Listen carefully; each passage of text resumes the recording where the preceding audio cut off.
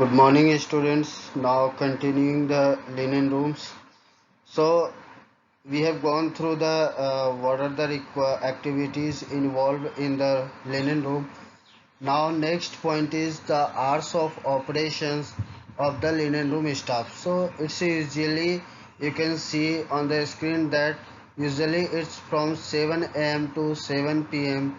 or at least 10 hours in a day. But again you can see that it varies from one organization to another organization. So it depends on the organization that what will be the hours of operations of the linen room departments. So these were the hours of operations, and when the linen room is locked, the keys are kept with the security or the resident manager or the housekeeper. Means after locking the linen room, key is kept with security, RM or executive housekeeper.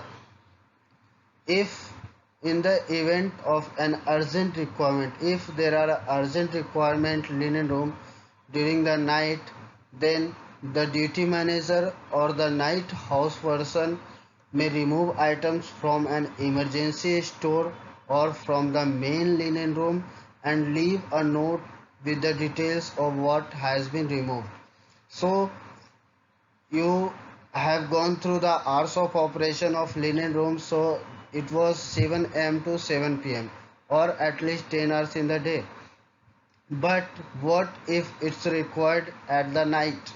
So in emergency, if linen room is required at night, then duty manager or night house person may perform the duty, means may remove items from emergency store or from the main linen room, and will keep a notes of the details which items has been removed.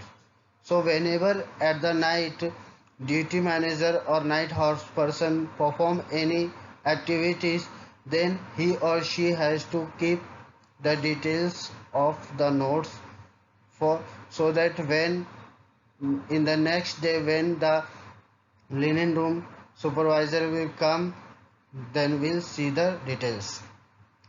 Next point is location of the linen room, where the linen room should be developed. So first, if laundry is on premises, then it should be adjacent to the laundry room and usually with an interconnected window between the rooms. So if laundry room in the premises, then linen room and laundry room should be adjacent, and there should be a interconnected windows between these two rooms.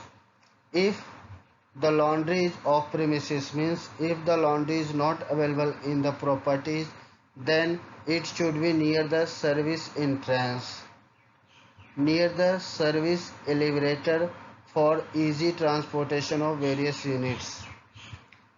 But it should away from the food production area to avoid the fire hazard, as well as prevent linen from absorbing food odors, smoke, soot and dampness.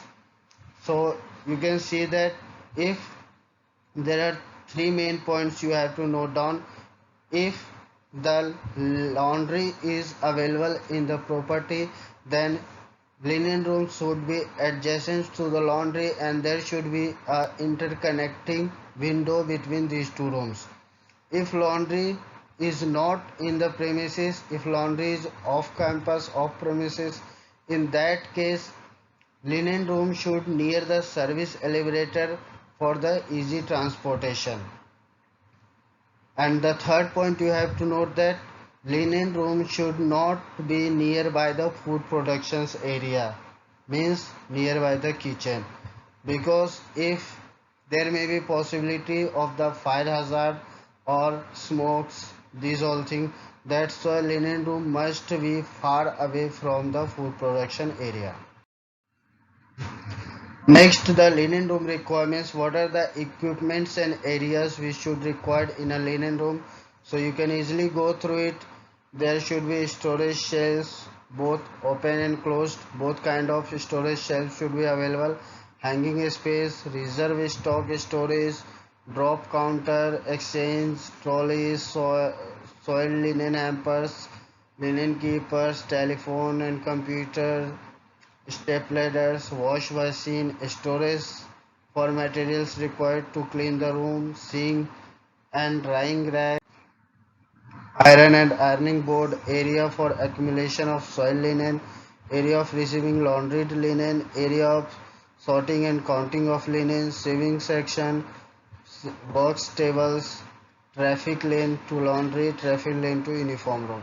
So these were the areas and equipments which is required in a linen room.